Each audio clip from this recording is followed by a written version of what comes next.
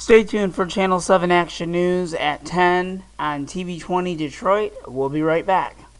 And thank you for watching Action News at 10 on TV20 Detroit. Stay tuned.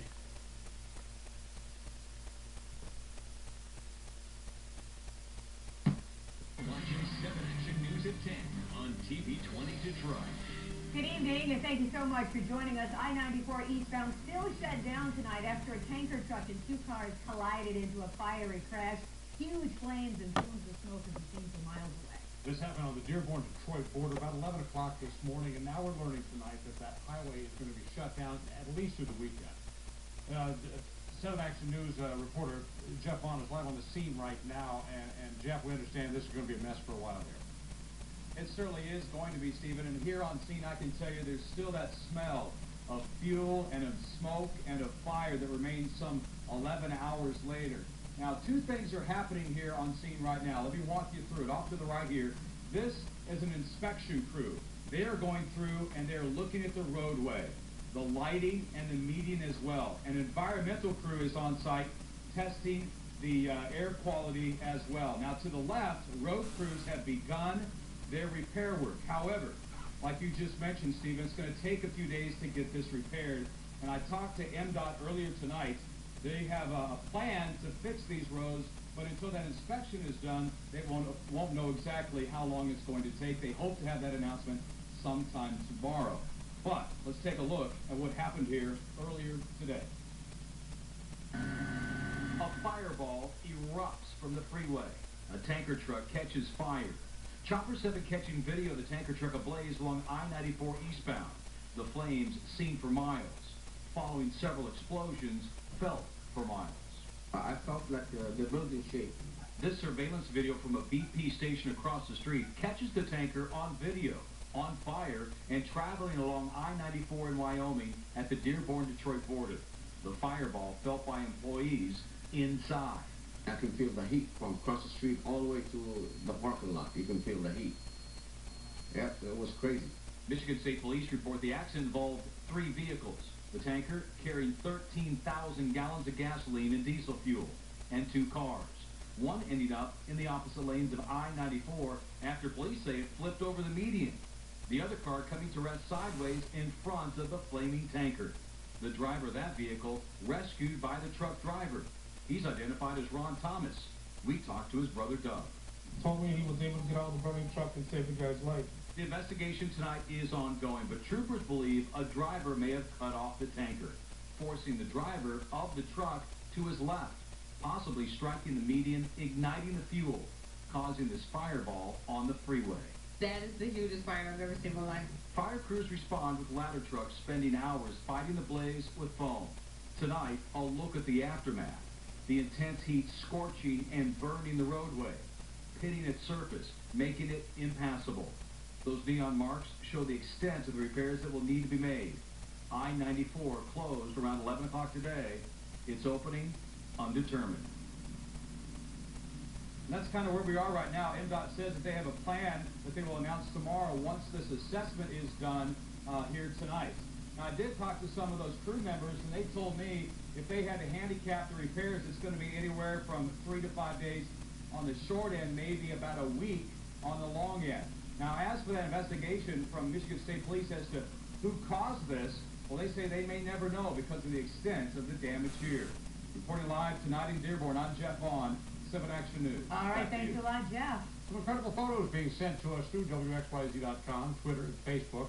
I want to take a look at this picture right here. It just shows just how far away you can see this, the smoke, seen all the way from downtown Detroit. Man, this is what the fire looked like from Detroit's west side, right near the Dearborn border. You can see more of these pictures and a lot more on our website at WXYZ.com. And you know you can count on Action News this morning for the very latest on how this might affect your morning commute. We'll have complete coverage here on TV20 from 7 to 9 a.m. Or if you wake up just a little earlier, you can head on over to Channel 7 starting at 4:30 a.m.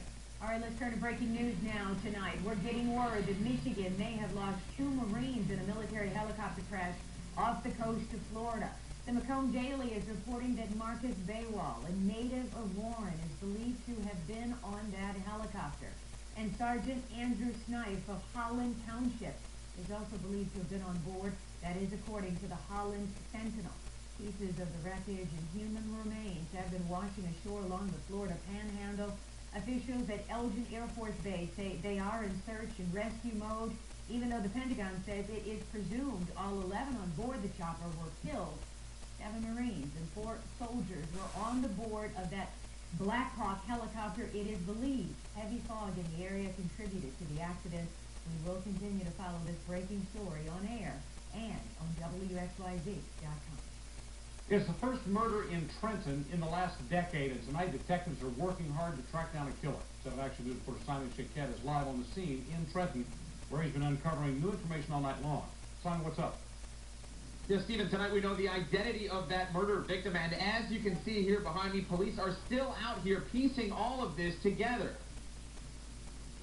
Tonight, sources are identifying 65-year-old George Height as the victim of Trenton's first homicide in a decade. Height is described by neighbors as a quiet man who kept to himself mostly. During a welfare check at about 9:30 this morning, Trenton police discovering his body where he lived inside the Westwood condo complex.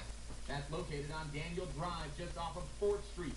Police from Trenton working together with Michigan State Police all day and night at this scene. We're told family members were notified of what happened sometime during the day.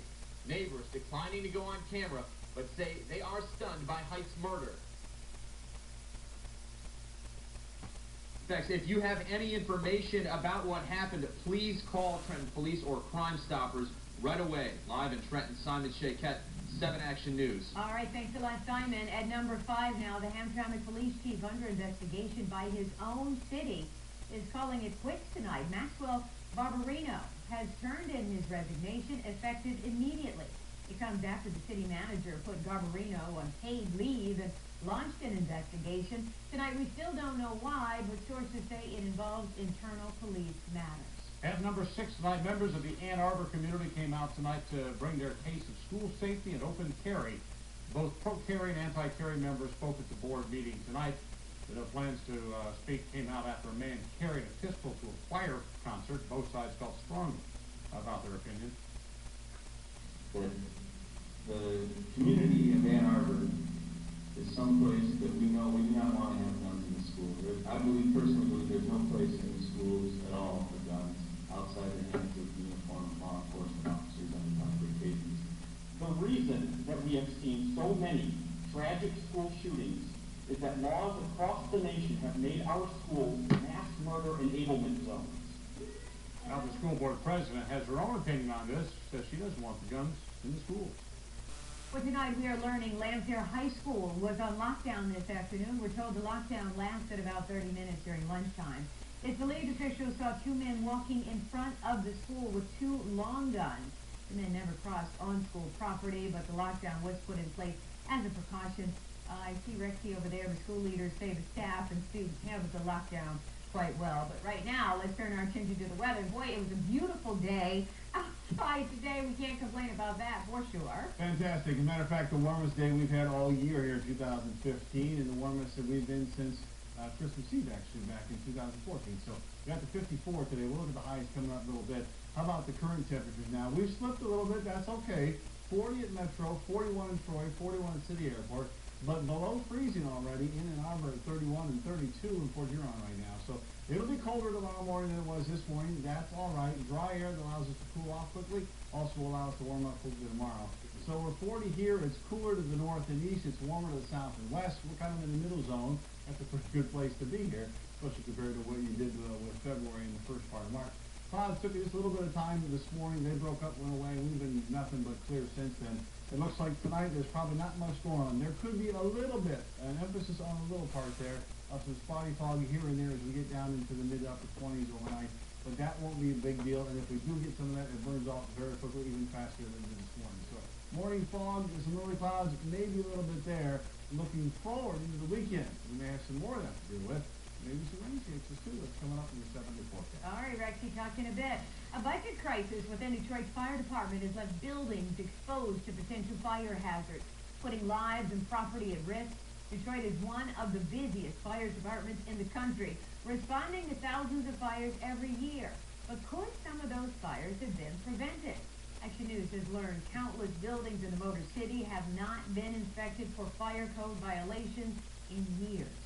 Realistically, they should be inspected once a year, but because of manpower, we have not gone out and inspected in over 10 years. So what's being done to fix the problem?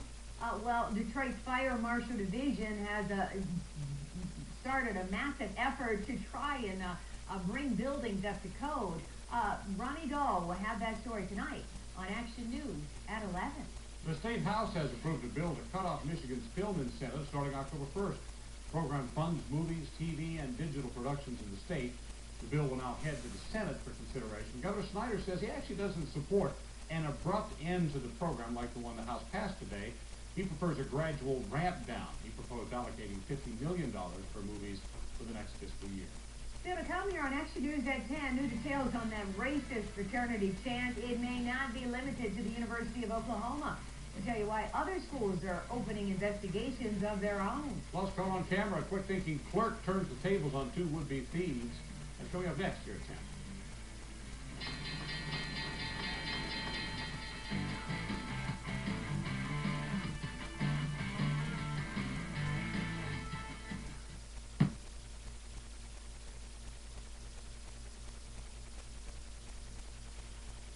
And this is Eric Tallman, Chief Meteorologist. Thank you so much for joining us on Halftime Newscast. We'll have much more in a full hour of Channel 7 Action News at 11.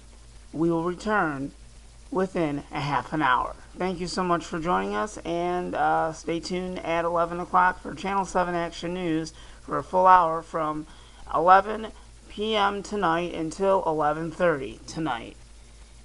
And we're always taking action for you in Southeast Michigan and Metropolitan Detroit. Thank you so much, viewers, for viewing us and watching us. Please comment on YouTube and let us know what you think about tonight's broadcast. Thank you and have a nice day.